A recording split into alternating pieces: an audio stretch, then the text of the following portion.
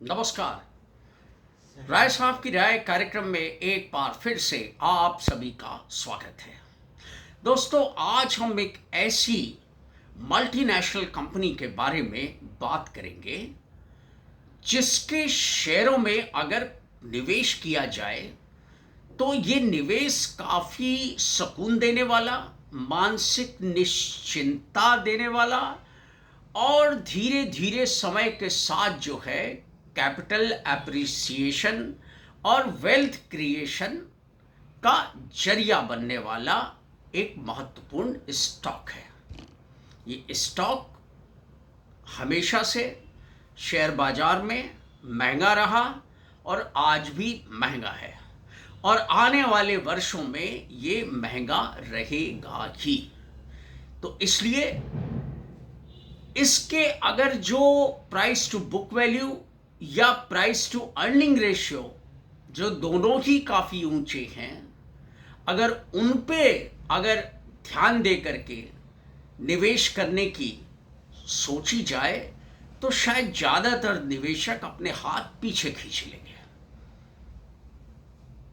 अब आप बोलेंगे आखिरकार ये कौन सा स्टॉक है? ये स्टॉक और कोई नहीं, ये भारत में कार्यरत 1912 से कार्यरत ये कंपनी जो है, ये इसका नाम नेस्ले इंडिया है। नेस्ले इंडिया जो है ये एफएमसीजी सेक्टर की प्रमुख कंपनियों में से एक है। मैं जिस कंपनी का नाम ले रहा हूं, इस कंपनी में निवेश के लिए न तो ये वीडियो कोई रिकमेंडेशन है, न मेरी तरफ से कोई एडवाइस है। ये विशुद्ध एकेडमिक पर्पस से ये वीडियो मैं आपके सामने बनाकर पेश कर रहा हूँ। इसलिए अगर आप इसमें कोई निवेश संबंधी फैसला लेते हैं तो प्लीज़ आप मेरी जो बताई हुई वीडियो में इंफॉर्मेशन है, आप उसको पूरी तरीके से आप जो है वो एक किनारे कर दें और अपने जो इन्वेस्टमेंट एडवाइज़र हैं या आपका अपना होमवर्क है, आप उस आधार पे अपने नफ़ा नुकसान का आकलन करने के बाद ही कोई निवेश संबंधी फैसला लें।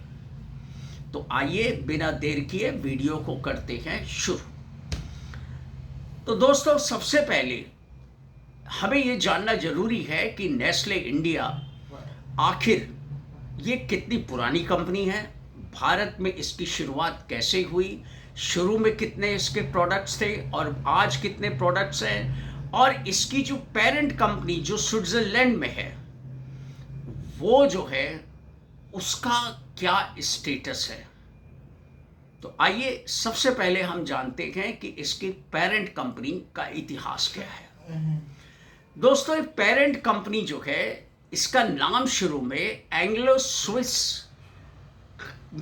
कंडेंस मिल्क कंपनी के नाम से जानी जाती थी, जो 1866 में 1866 में फॉर्म हुई थी और इसे दो अमेरिकन भाइयों ने खड़ा किया था।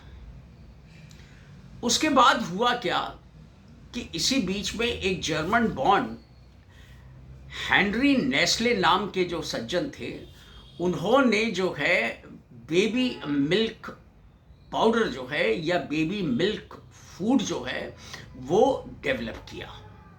उसके पीछे उनका मकसद ये था कि उस दौरान जब ये फूड जो मिल्क फूड है ये उन्होंने बनाया था गेहूं के आटे और गाय के दूध से, और इसका मुख्य मकसद ये था कि एक अल्टरनेटिव मिल्क का सोर्स तैयार किया जा सके, क्योंकि उस समय में मॉर्टेलिटी रेट जो इन्फेंट्स का था वो काफ़ी ज़्यादा था। और उसकी मुख्य वजह ये थी कि जो माताएं बच्चों को दूध नहीं पिला सकती थी, उनकी मजबूरी थी, तो उनके लिए ये दूध जो है वो जीवनदायक औषधि कह लीजिए या जीवनदायक उत्पाद कह लीजिए, ये उस रूप में देखा गया। धीरे धीरे धीरे धीरे कुछ समय के अंतराल के बाद ये दोनों कंपनियां एंग्लो स्विस कंपनी और ये नेस्ले दोनों जो हैं मर्ज हो गई। और मर्ज होने के बाद इनका Anglo Swiss condense milk Nestle करके एक कंपनी बनी। उसके बाद जो है कुछ समय बाद ये कंपनी जो है ये पूरी तरीके से नेस्ले में तब्दील हो गई। भारत में इस कंपनी का आगमन जो है वो 1912 में हुआ। तो अब आप एक चीज जाननी जरूरी है कि पेरेंट कंपनी का वर्ल्ड वाइड स्टेटस क्या है। तो नेस्ले जो वर्ल्ड वाइड है, ये दुनिया की सबसे बड़ी जो है फूड और बेवरेजेस कंपनी है ये, और 191 देशों में इसका ऑपरेशन है और इसके उत्पाद बेचे जाते हैं। और अंतर्राष्ट्रीय बाजार में इनके जो मुख्य उत्पाद हैं उनकी संख्या लगभग 2000 के, और उसके अलावा कंट्री स्पेसिफिक, रीजन स्पेसिफिक, उन सब उत्पादों को अगर मिला दिया जाए तो कई हजार प्रोडक्ट्स नेस्ले के ब्रांड्स में, प्रोडक्ट्स में इंक्लूडेड है। तो अब आप अनुमान लगा लीजिए कि कितनी बड़ी इस पेरेंट कंपनी की इंडिया में जो नेस्ले इंडिया है वो एक सब्सिडरी है। तो यानी इसके पास जो पेरेंटल लीनेज है वो एक कॉन्ग्लोमरेट का है, यानी दुनिया की सबसे बड़ी फूड एंड बेवरेजेस कंपनी का है। अब इंडिया में जब शुरुआत हुई तो इंडिया में ये आई जब, तो 1912 में जो है एक company Anglo Swiss condense milk के नाम से एक ट्रेडिंग कंपनी के तौर पे ये भारत आई। और इसका मुख्य काम ये था कि दूध और चॉकलेट्स इनको इंपोर्ट करना और भारत में उसकी ट्रेडिंग करना, यानी बेचना। उसके बाद धीरे धीरे धीरे धीरे धीरे धीरे उन्होंने देखा कि बाजार अच्छा है, संभावनाएं प्रचुर हैं, देश की आबादी भी अच्छी खासी है, ग्राहक भी हैं, तो उन्होंने धीरे धीरे धीरे धीरे इसको एक्सपेंड करना शुरू किया भारत भर में। उसके बाद उन्होंने जो है वो 60 के दशक में इन्होंने एक मोगा में पहला प्लांट खोला, और बाद में इसके पहले ही जो है कंपनी जो है वो नेस्ले इंडिया के रूप में वो 1966 के आसपास या 48 के आसपास, मुझे ठीक से याद नहीं आ रहा, तो ये आज़ादी के बाद ही नेस्ले इंडिया जो है इसका नाम पड़ा। और प्लांट खोलने इन्होंने शुरू किए आज़ादी के बाद ही, क्योंकि तब सरकार का ये दबाव था कि जो भी मल्टीनेशनल कंपनी यहाँ इंडिया में रहेगी उसको यहाँ लोकल मैन्युफैक्चरिंग करनी पड़ेगी। तो पहला प्लांट पंजाब के मोगा में खुला, ये दूध आधारित उत्पादों के लिए था। उसके बाद कुल इन्होंने 9 बड़े बड़े प्लांट्स जो हैं उत्तर, दक्षिण में, वेस्ट में, गोवा में, यहाँ इन्होंने अपने प्लांट्स खोले। उसके अलावा बहुत सा ये जो है उत्पाद जो है ये जॉब बेसिस पे भी बनवाती हैं और अपना ब्रांड का ठप्पा लगाते हैं ये। तो इस तरीके से अब इंडिया में जो है इनके पास कौन से प्रमुख ब्रांड्स हैं? इंडिया में इनके पास जो है वो 4 सेगमेंट्स हैं जहां इनके प्रमुख ब्रांड्स अवेलेबल हैं। तो एक तो मिल्क बेस्ड जो है ब्रांड्स हैं, जिसमें जो है मिल्क मेड है, सेरेलैक है, लैक्टोजेन है। अब आपको ये जान के आश्चर्य होगा कि लैक्टोजेन और सेरेलैक इनकी भारत में मोनोपोली है। और मिल्क मेड भी जो है, जिस सेगमेंट की चीज़ है मिल्क मेड, वो भी जो है वहाँ पे भी इनका मार्केट शेयर एक अच्छा खासा मार्केट शेयर है। उसके बाद इनकी जो पेरेंट कंपनी है उसने एक समय में मैगी को जो है वो एक्वायर किया, और वही मैगी जो प्रोडक्ट था उसको परिष्कृत रूप में जो है वो इंडिया में लॉन्च किया गया। तो मैगी में भी सबसे ज़्यादा मार्केट शेयर जो है इनका नूडल्स मार्केट में, और मैगी के और दूसरे जो प्रोडक्ट्स हैं मैगी ब्रांड से, वो भारत में इन्होंने लॉन्च किया, और इनका मार्केट शेयर जो है वो अच्छा खासा है। उसके अलावा इनका जो है एक सेगमेंट जो है बेवरेजेस का है। तो बेवरेजेस में इनके पास कई ड्रिंक्स हैं इंडिया में। उसके कॉफ़ी खास करके इनकी फेमस है, नेस्कैफ़े हुआ या सन हुआ, सनराइज़ हुआ, और इस तरीके से इनके पास अलग अलग तरीके की जो है वो readymade coffee, instant coffee available है। उसके अलावा टी है जो आइस टी के रूप में, नेस टी के रूप में इनके स्टेबल में है। उसके बाद जो है इनके पास और दूसरे जो इन्होंने जो इंडिया स्पेसिफिक कुछ बहुत से जो है खाद्य पदार्थ जो है वो लॉन्च किए हैं। जैसे मिलेट्स पे आधारित इन्होंने कई जो है अभी ट्रायल बेसिस पे जो है वो प्रोडक्ट्स लॉन्च किए हैं, और अब देखना ये है कि उन्हें वो बड़े पैमाने पे कब तक स्केल करते हैं। तो जब वो स्केल अप हो जाएंगे और उनको एक मार्केट एक्सेप्टेंस मिल जाएगी कि हाँ भारत में इन उत्पादों को स्वीकार किया जा रहा है खुशी खुशी, तो ये जो है कंपनी अपने उत्पादों को ऑल इंडिया बेसिस पे बड़े पैमाने पे लॉन्च करेगी। उसके अलावा इनका टोमेटो केचप भी है। तो इसके अलावा इनके पास और बहुत से ब्रांड्स हैं इंडिया में ही। किट कैट चॉकलेट इनकी बहुत फेमस है। मंच ये मिल्क बार इनका है। उसके अलावा मंच है। उसके बाद तो तमाम इनके पास एक अच्छी खासी रेंज है। 20 से ज़्यादा जो ब्रांड्स हैं इनके पास यहाँ इंडिया में अवेलेबल है, और कई नए ब्रांड्स जो हैं अभी और लॉन्च किए जाने बाकी हैं। और कंपनी ने जैसा बताया उसके मुताबिक जो संकेत मिलते हैं कि पेरेंट कंपनी के बहुत से इंटरनेशनल ब्रांड्स जो हैं उनको भी भारत में जल्दी ही लाया जाएगा। तो इस तरीके से नेस्ले जो है वो एक ऐसा एफएमसीजी का प्लेयर है कि जिसके उत्पाद जो है वो हर आय वर्ग के लोगों के बीच में खासा लोकप्रिय है, और उसके उत्पादों की जो है डिमांड सभी वर्गों में बरकरार है, और इसी का फायदा नेस्ले को मिलता है।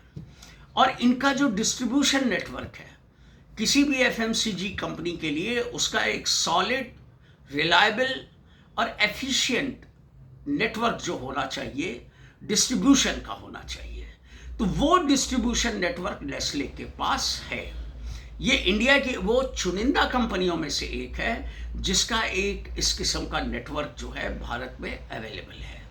तो यानी गांव में भी अगर आप देखिए तो वहाँ की दुकानों में आपको मैगी मिल जाएगी, आपको और बहुत से सामान मिल जाएंगे नेस्ले के।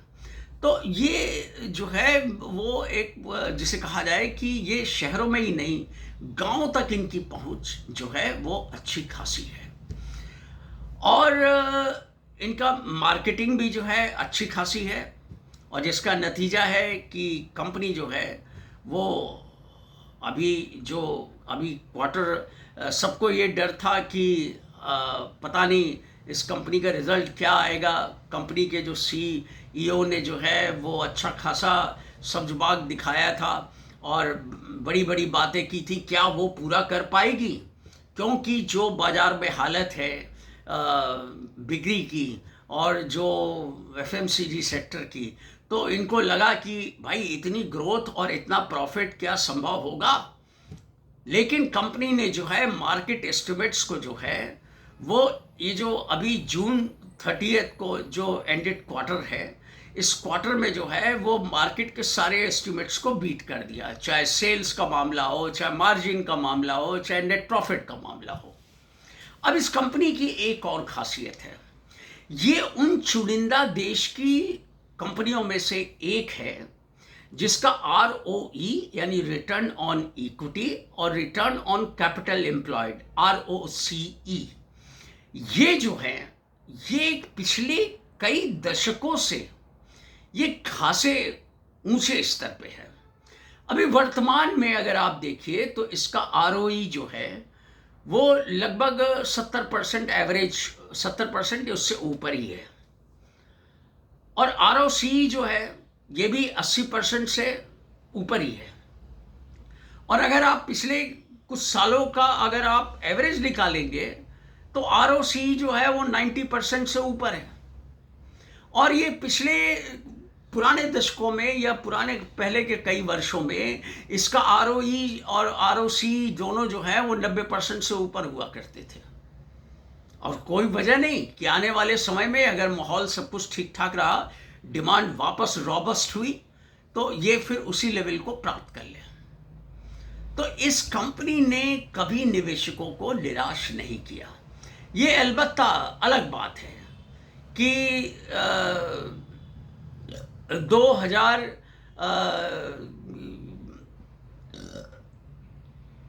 ये 10 साल पहले करीब जो है, जब मैगी को लेकर के कंट्रोवर्सी पैदा हुई थी, तो इसके जो है वो ज़बरदस्त डेंट इसके प्राइसेस को लगा, और इसके प्राइस जो हैं वो खासे अच्छे नीचे आ गए।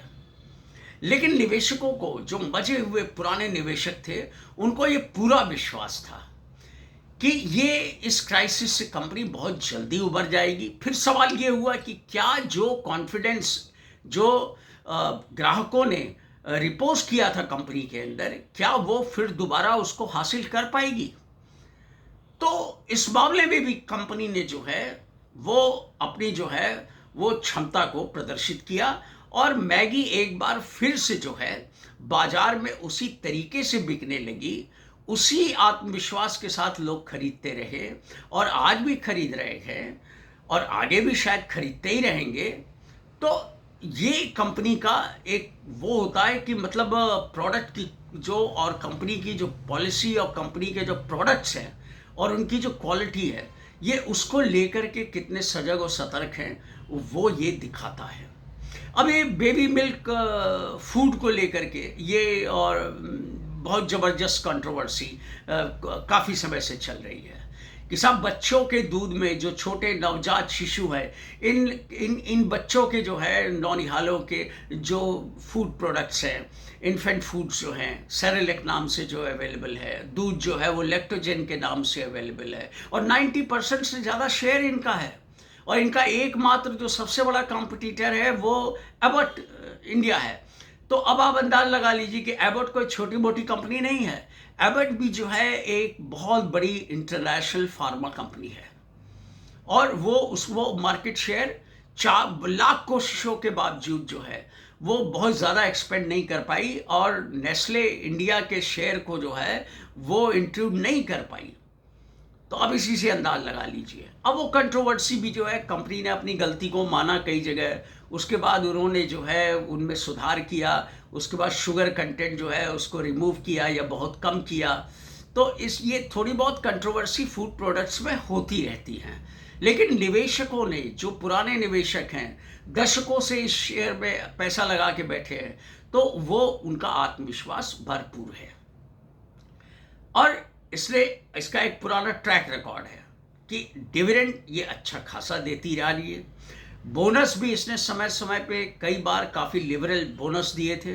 अभी इसने जो है 2 साल पहले जो है वो स्प्लिट किया, 10 रुपये फेस वैल्यू का जो शेयर था उसको 1-1 रुपये फेस वैल्यू में कन्वर्ट किया। बोनस भी दिया इसने, 1 पे 1 बोनस भी मिला सबको। तो कुल मिला करके ये कंपनी हमेशा से लाख विपरीत परिस्थितियां रही हों, तमाम जो है अंधड़ तूफान, इन सब को झेलते हुए ये कंपनी जो है ये अपना प्रदर्शन बखूबी दिन पे दिन, साल पे साल सुधारती रही है और अपने को निखारती रही है। और इस शेयर की एक और खूबी है, बाजार इसको हमेशा जो है वो काफ़ी एक विश्वास शेयर के रूप में देखता है, और हमेशा री रेटिंग की इसकी गुंजाइश बनी रहती है। और ये एक ऐसा शेयर है, मैं एक बार आपको कभी मौका मिले, अब पता नहीं उनका ऑफिस अभी है कि नहीं है, बॉम्बे शेयर होल्डर एसोसिएशन नाम का एक ऑफिस हुआ करता था। मैं आज की बात नहीं कर रहा हूँ, मैं आपको बात कर रहा हूँ लगभग 25 साल पुरानी बात। ये बॉम्बे स्टॉक एक्सचेंज जो बिल्डिंग है, उसी के सामने एक गली से अंदर जाता है रास्ता, और ये फर्स्ट फ्लोर पे ये इसका ऑफिस था, बॉम्बे शेयर होल्डर एसोसिएशन का। तो वहाँ मैं गया एक दिन, मैंने कहा कि इस पे एक स्टोरी करनी चाहिए। तो मैंने स्टोरी जो है वो करने के इरादे से मैं वहाँ गया। हालांकि अंदर जो है बहुत तामझाम मुझे देखने को नहीं मिला। दो बड़ी बड़ी टेबल्स पड़ी हुई थी। एक टेबल पे कुछ लोग बैठे हुए थे, उनमें काफ़ी बुजुर्ग इन्वेस्टर थे जिनकी उम्र शायद 80 से 85 साल के करीब रहे होंगे। वो भी आए थे। और वहाँ कई बिजनेस मैगजीन्स और न्यूज़पेपर्स ये सब आया करते थे और अवेलेबल थे। बहुत से लोग उनको पढ़ते थे और बहुत से लोग आपस में जो है वो टेबल पे या खड़े होकर के डिस्कस किया करते थे आपस में। तो मैं वहाँ जितने भी लोगों से मिला, वो एक चीज मैंने देखी कि मैंने बोला कि भाई आप करते क्या है। उनमें कई ने, आधे लोगों ने ये बताया कि वो कुछ नहीं करते। हम कहे भाई तो आपका महीने का खर्चा पानी कहाँ से चलता है? और मैंने बोला भाई कुछ तो ऐसे थे जो कुलाबा में रहते थे, कोई जो थे वो मरीन लाइंस में रहते थे। ये सब बड़े पॉश एरियाज हैं और ये बहुत महंगी एरियाज हैं। यहाँ बहुत मतलब HNI टाइप के लोग रहते हैं, अच्छे खासे पैसे वाले लोग रहते हैं। तो मैंने बोला कि भाई आप ये बताइए कि आपका खर्चा कैसे चलता है? तो बोले कि खर्चे की हमें कोई चिंता नहीं है। बोले हमारे दादा के समय का, जो परदादा के समय का जो शेयर्स थे वो सब हम लोग को इनहेरिटेंस में मिले हैं और उनका डिविडेंड इतना आ जाता है कि हम बड़े आराम से ऐशो आराम के साथ जो है अपनी ज़िंदगी गुजर बसर कर लेते हैं। मैंने बोला भाई ये कौन से ऐसे शेयर हैं जो इतना आपको उन्होंने पैसा देना शुरू कर दिया है जो महीने में आपका खर्चा चल जाता हो? उन्होंने बताया कि कैस्ट्रॉल है, प्रॉक्टर एंड गैम्बल है, एबट है, नेस्ले इंडिया है। मैंने कहा भाई ब्रिटानिया है, उसके अलावा हिंदुस्तान यूनिलीवर है, ITC है। तो मैंने बोला कि भाई ये शेयर जो है, तो क्या इतने शेयर उस समय उन लोगों ने खरीदे? बोले नहीं, इन शेयरों में कई बार कंपनी ने बोनस भी दिया है तो उससे शेयरों की संख्या ज़्यादा हो गई। और इस तरह करते करते और ये अच्छी खासी मात्रा में उनके पास ये शेयर पड़े हुए हैं जो दादा जी के समय के हैं, उनके पिताजी के समय के हैं, तो वो इनहेरिटेंस में उनको मिले हैं। और मैंने कहा कि इनको अब भाव इतना बढ़ गया है इनका, तो क्या आप बेचना नहीं चाहेंगे? बोले नहीं, ये हम नहीं बेचेंगे, ये हम अगली पुश्तों के लिए रखेंगे। मैंने बोला इतना आपको आज आत्मविश्वास है? बोले जब मेरे परदादा के समय की ये कंपनियां आज तक टिकी हुई हैं और इनको कुछ नहीं हुआ, और दिन पे दिन ये कितनी छोटी थी और कितनी बड़ी हो गई आज इनका कारोबार कहाँ से कहाँ पहुँच गया, नेट प्रॉफिट कहाँ से कहाँ पहुँच गया, डिविडेंड जो है परसेंटेज वो कितना बढ़ गया। तो हमें विश्वास है कि ये कंपनियां कभी डूब नहीं सकती। और अगर जो इनके बिकने का भी कोई सवाल पैदा होगा तो कोई दुनिया की बहुत बड़ी कंपनी जो है FMCG की, चाहे वो हेल्थ एंड हाइजीन की या और दूसरे कंज्यूमर गुड्स की, वही कंपनियां इनको खरीदेंगी। तो इसलिए ये कंपनियां कभी डूबेंगी नहीं। वो दूसरी बात है कि प्रतिकूल हालात के अंदर कोई दूसरी बड़ी जो है इंटरनेशनल जायंट जो कंपनी है वो आके इनको खरीद लेगी। तो हमारा निवेश डूबने वाला नहीं है, हम और सुरक्षित हम हैं और रहेंगे। तो ये इस किस्म का कॉन्फिडेंस जो है वो उन लोगों में मैंने देखा। तो इसके पीछे ये नेस्ले की जो कहानी मैंने आपको बताई, ये कहानी उसी की गवाही देती है। और ये नेस्ले ऐसा शेयर है, उन शेयरों की जमात में शामिल है जिसमें एक बार अगर पैसा लगा दे आदमी तो फिर वो भूल जाए, उसको जो है वो भूल जाए।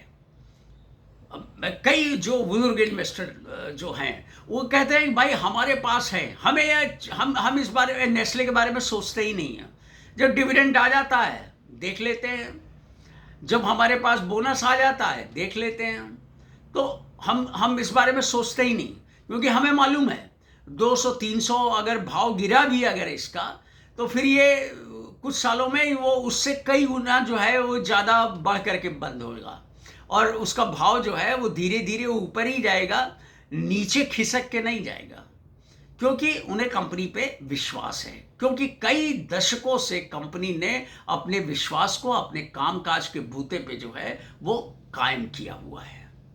तो ये एक ऐसी कंपनी थी जो मानसिक सुकून देने वाली और ऐसा निवेश जो आज कोई करे और अगली पीढ़ियों के लिए उस निवेश को छोड़ दे, तो ये उस टाइप की जो कंपनियां हैं उनमें से एक हीरा है।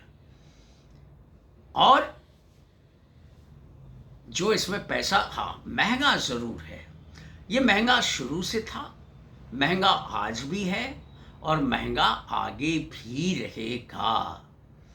अब भाई बाजार में हीरा लेना है तो वो महंगा ही मिलेगा, सोना खरीदना है तो वो पीतल और तांबे की तुलना में, एल्युमिनियम की तुलना में महंगा ही होगा।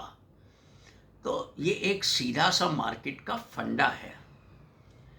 तो उम्मीद है कि मेरा ये नेस्ले का तबसरा आपको ज़रूर रास आया होगा।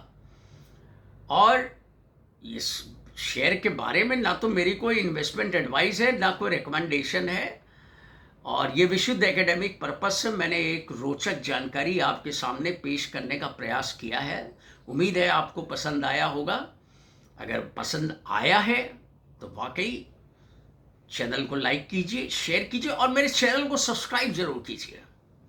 मैं आपके बीच में तभी बहुत ज़्यादा उत्साहित होता हूँ जब आप चैनल को सब्सक्राइब करते हैं, लाइक करते हैं, कुछ कमेंट करते हैं, तो मेरा भी हौसला बढ़ता है कि हाँ भाई, कुछ नई नई चीज़ें, कुछ ऐसी नायाब कंपनियों के बारे में कुछ जानकारी आप तक पहुँचाई जाए। तो प्लीज़ चैनल को मैं एक बार फिर आग्रह करता हूँ, सब्सक्राइब कीजिए, कंजूसी मत कीजिए। आपको मैं ये रोचक जानकारियाँ देता रहूँगा, तो इसलिए जानकारी रेगुलर प्राप्त करने के लिए, टाइम पे प्राप्त करने के लिए प्लीज़ चैनल को सब्सक्राइब कीजिए और बेल आइकन को दबाइए और मेरी हौसला अफजाई कीजिए। Thank you.